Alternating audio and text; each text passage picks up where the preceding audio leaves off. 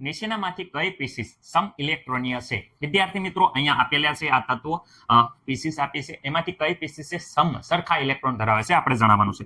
ચલો શરૂઆત આપણે કરીએ છીએ વિદ્યાર્થી મિત્રો સોડિયમથી. સોડિયમ વિદ્યાર્થી મિત્રો તમને ખબર છે કે સોડિયમનો પરમાણુ ક્રમાંક 11 છે, પરંતુ વિદ્યાર્થી મિત્રો અહીંયા સોડિયમ છે એ ચાર્જ ધરાવે છે, ચાર્જ 1 ધરાવે છે. કોઈ પણનો પ્લસ ચાર્જ ખાસ યાદ રાખો. અહીંયા વિદ્યાર્થી મિત્રો પરમાણુ ક્રમાંક એ તટસ્થ પરમાણુમાં શું બનાવે છે? ઇલેક્ટ્રોનની વિદ્યાર્થી મિત્રો સંખ્યા બતાવે છે. ઓકે, સંખ્યા બતાવે છે તટસ્થ હોય તો. ઓકે, પરંતુ અહીંયા ચાર્જેબલ છે એટલે વિદ્યાર્થી મિત્રો પ્લસ ચાર્જ હોય ત્યારે ઇલેક્ટ્રોન વિદ્યાર્થી મિત્રો ગુમાવે. જ્યારે ઋણ ચાર્જ હોય ત્યારે ઇલેક્ટ્રોન વિદ્યાર્થી મિત્રો મેળવે. ઓકે, મને નથી લાગતું કે આમાં કોઈને કાંઈ પ્રોબ્લેમ હોય. ઓકે, અહીંયા પ્લસ ચાર્જ છે તો જોઈ શકો છો ઇલેક્ટ્રોન મેળવે એટલે વિદ્યાર્થી મિત્રો અહીંયા તમે જોઈ શકો છો 11 છે, 11માં અહીંયા પ્લસ ચાર્જ છે એટલે ઇલેક્ટ્રોન ગુમાવશે. એક વાર પ્લસ છે તો 10 માંથી વિદ્યાર્થી મિત્રો 1 અહીંયા 11 માંથી 1 જાય તો વિદ્યાર્થી મિત્રો 10 ઇલેક્ટ્રોન છે એ વિદ્યાર્થી મિત્રો એની આગળ હશે. મને નથી લાગતું કે કોઈને કઈ પ્રોબ્લેમ હોય. આગળનું તત્વ વિદ્યાર્થી મિત્રો છે એ પોટેશિયમ છે. તો વિદ્યાર્થી મિત્રો પોટેશિયમની વાત કરે તો પોટેશિયમ, ઓકે, પોટેશિયમનો પરમાણુ ક્રમાંક 19 છે સર. એમાં ઇલેક્ટ્રોનની સંખ્યા 19 હશે, પરંતુ વિદ્યાર્થી મિત્રો અહીંયા ચાર્જ આપેલો છે +1. ઓકે, 19 માંથી વિદ્યાર્થી મિત્રો 1 ઇલેક્ટ્રોન જાય એટલે વિદ્યાર્થી મિત્રો અહીંયા જોઈ શકો છો 19 માંથી 1 ઇલેક્ટ્રોન જાય તો વિદ્યાર્થી મિત્રો અહીંયા ઇલેક્ટ્રોનની સંખ્યા વધે છે 18. કેટલી વધે છે?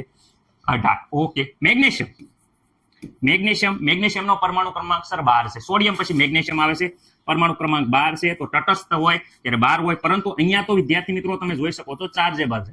ચાર્જ છે એના ઉપર કેટલો? 2 પોઝિટિવ ચાર્જ છે. પ્લસ ચાર્જ છે ઇલેક્ટ્રોન ગુમાવે છે. ઓકે, તો અહીંયા ધ્યાનથી જોજો 12. ઓકે, ચાર્જ વિદ્યાર્થી મિત્રો અહીંયા માઇનસ, અહીંયા જોઈ શકો +2 છે તો આમાંથી 2 બાદ કરો તો વિદ્યાર્થી મિત્રો જ્યારે 2 બાદ કરવામાં આવે તો વિદ્યાર્થી મિત્રો તમને ખબર છે કે અહીંયા 10 ઇલેક્ટ્રોન વધે છે. ઓકે, ચલો આગળ. અહીંયા વિદ્યાર્થી મિત્રો આપણા છે કેલ્શિયમ.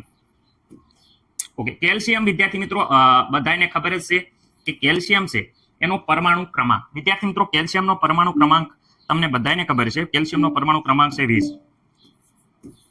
ઓકે સર, અહીંયા કેલ્શિયમ છે એ તો +2 ચાર્જ અહીંયા ધરાવે છે. ઓકે, +2 તો એનો મતલબ એમ થાય છે કે આપણે 20 માંથી બાદ કરવાના છે.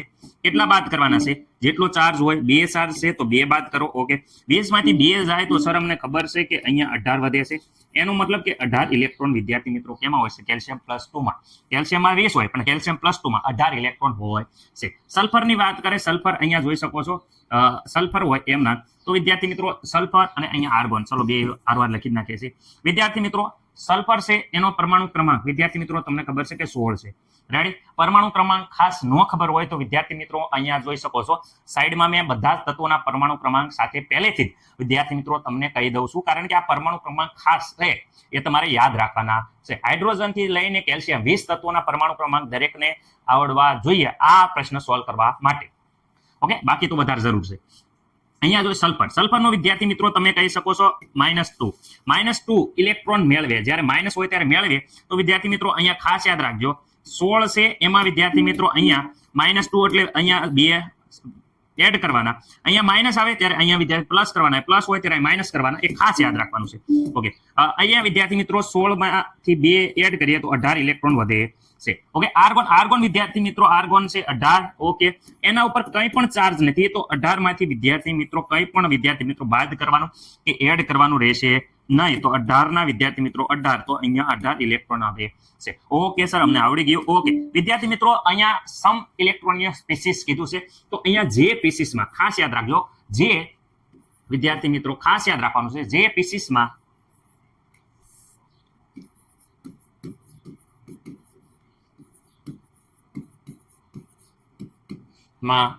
ઇલેક્ટ્રોનની સંખ્યા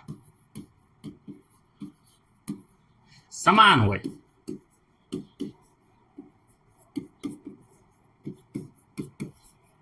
તેને શું કહેવામાં આવે છે? સમ ઇલેક્ટ્રોનીય સ્પીસીસ કહેવાય છે. તેને શું કહેવામાં આવે છે? સમ ઇલેક્ટ્રોનીય વિદ્યાર્થી મિત્રો સ્પીસીસ કહેવાય છે.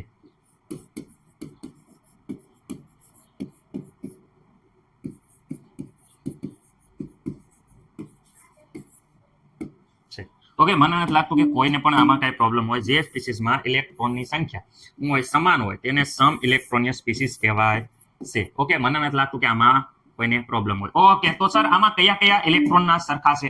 તો વિદ્યાર્થી મિત્રો અહીંયા ધ્યાનથી જુઓ તમે, સમ ઇલેક્ટ્રોન સ્પીસીસમાં અહીંયા સરખા. તો વિદ્યાર્થી મિત્રો અહીંયા જો 10 ઇલેક્ટ્રોન છે, અહીંયા 10 ઇલેક્ટ્રોન છે, એનો મતલબ કે એમ થાય છે કે અહીંયા મેગ્નેશિયમ અને સોડિયમ પ્લસ અને મેગ્નેશિયમ વિદ્યાર્થી મિત્રો +2, એ બંનેમાં કેટલા ઇલેક્ટ્રોન છે? 10 ઇલેક્ટ્રોન છે. તો એ બંને શું કહેવાય છે વિદ્યાર્થી મિત્રો? સમ ઇલેક્ટ્રોનિક સ્પીસીસ.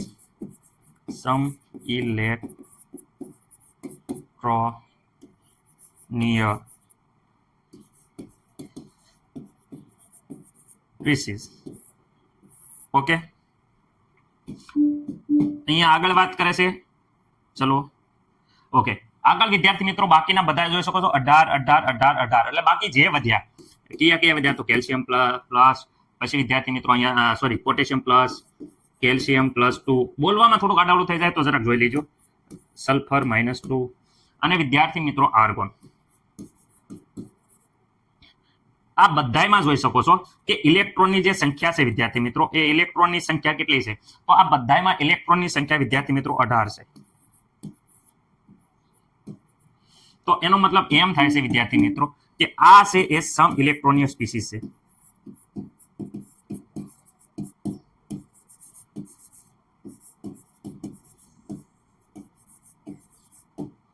ઓકે, જોઈ શકો છો કે આ સમ ઇલેક્ટ્રોનિક સ્પીસીસ અને આ સમ ઇલેક્ટ્રોનિક સ્પીસીસ. આમાં 10 ઇલેક્ટ્રોન હોય, આ બધામાં 18 ઇલેક્ટ્રોન હોય છે. તો હવે એમસીક્યુ પૂછાય ત્યારે પણ તમારે મૂંઝાવાનું નથી.